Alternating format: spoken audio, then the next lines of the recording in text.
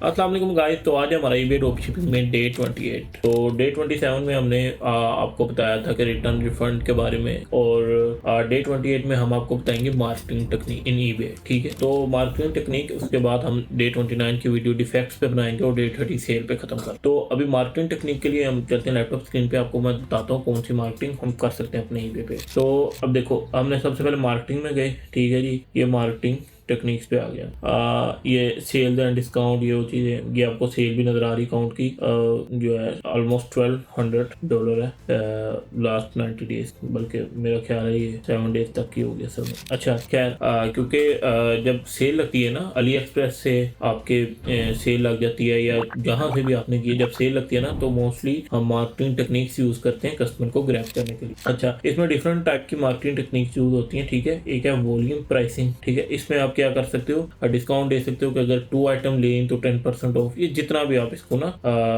3 item में इस तरह। अब इसमें आप ऑल इन्वेंट्री भी कर सकते हो। आप मैनुअल में आप अपनी जो चाहिए आपको वो भी आइटम्स देख सकते हो। फिर यहाँ से स्टार्ट डेट, यहाँ से एंड डेट, इसका नाम आप कोई भी रख लो। खैर, तो इसमें आप क्या कर सकते हो, ऑफर दे सकते हो, buy 2 item save 10, buy 3 item, इस तरह ना, ताकि आपकी ज़्यादा आइटम बिके। मार्केटिंग हम ज़्यादा कोशिश करते हैं तब यूज़ करें जब पीछे सेल लगती है। वैसे उसके अलावा भी आप कर सकते हो अपनी प्राइसिंग अगर किसी में आपको ज़्यादा बचे। अच्छा, दूसरे नंबर पे आ गया सेल इवेंट जनरेट करा सकते हो। ठीक है, सेल इवेंट में आप क्या है, आप परसेंटेज सेलेक्ट करते हो, आप देखते हो, या अमाउंट सेलेक्ट करते हो। ठीक है, आप इसमें परसेंटेज की हम इतने परसेंट सेल लगा रहे हैं, वो इसमें भी इस तरह ही आप ऑल इन्वेंट्री भी कर सकते हो या मैनुअल भी कर सकते हो। ठीक है, और इसमें भी आपने स्टार्टिंग एंड डेट हर चीज़ आपने लगा देनी है अपने हिसाब से, यानी आपकी हर लिस्ट पे भी सेल लगा सकते हो, तो आप किसी भी तरह कर सकते हो। अब इसमें जो सबसे अच्छी मार्केटिंग टेक्निक है ना, वो कूपन मुझे लगती है। वैसे आप कोई भी कर सकते हो। कूपन में होता है, आप कस्टमर को एक कूपन जनरेट कर देते हो। ठीक है, जिसमें आप चाहे परसेंटेज का कर दो, ठीक है, चाहे 1% या एक से ज्यादा आइटम, ठीक है, बाय 1 गेट 1 फ्री, इसमें किसी भी किस्म का कूपन जनरेट कर सकते हो। ठीक है, आप ये प्राइवेटली सिंगल कस्टमर को भी दे सकते हो, ठीक है, या उसको भी दे सकते हो जिसको आप दे रहे हो। इसमें आप इसमें भी सेम रूल है, आप ऑल इन्वेंट्री भी कर सकते हो और इसका कोई भी नाम रख लो।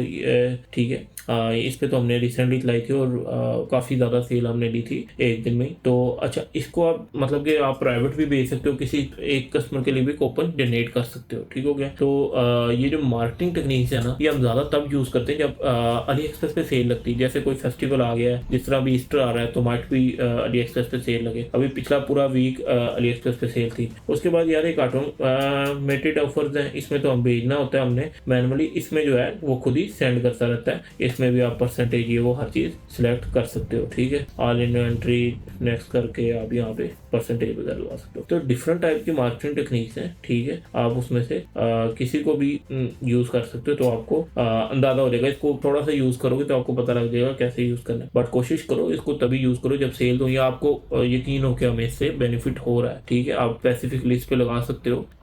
रिटर्निंग कस्टमर जो होता है ना, वो बढ़ जाता है इससे, स्पेशली कूपन से। जो रिटर्निंग कस्टमर होता है ना, देखो रिपीट कस्टमर, वरना ईबे पे रिपीट कस्टमर ना काम नहीं मिलता है। तो लेकिन जब कूपन या इस तरह की हम सेल जनरेट करते हैं, उसकी वजह से हमें क्या होता है, कस्टमर रिपीट जो है हमारी आइटम को बाय करता है। तो आज की वीडियो में मैंने आपको ये बताना था कि एक तो मार्केटिंग वो है ना जो हम उधर लगाते हैं, एक ये है डिफरेंट टाइप की, और एक और है ऐड। हम कंपेन भी चला सकते हैं इस पे। ठीक है, इसको ईबे को कुछ पैसे देके, वो तो उधर ही ऑप्शन होता है जब ड्यूरिंग लिस्टिंग। हमने आपको पिछली वीडियोस में बताया था। एक तो हम रखते हैं ऐड रेट। ऐड रेट हम इसलिए रखते हैं कि यार उसमें ये होता है कि आफ्टर सेल आपकी पेमेंट कटती है। ठीक है, सेल के बाद कटती है, बाकी कंपेन में पेमेंट कट जाती है, सेल बाद में आती है। तो इसमें ये होता है कि ऐड रेट में तो आपको मैंने ऑलरेडी बताया वो कि जब सेल आती है उसके बाद आपकी वो कटती है। तो वीडियो को यहाँ पे खत्म करते हैं। वीडियो को ज़्यादा से ज़्यादा शेयर करो, चैनल को सब्सक्राइब करो। मिलते हैं किसी अगली वीडियो में, तब तक के लिए अल्लाह हाफिज़।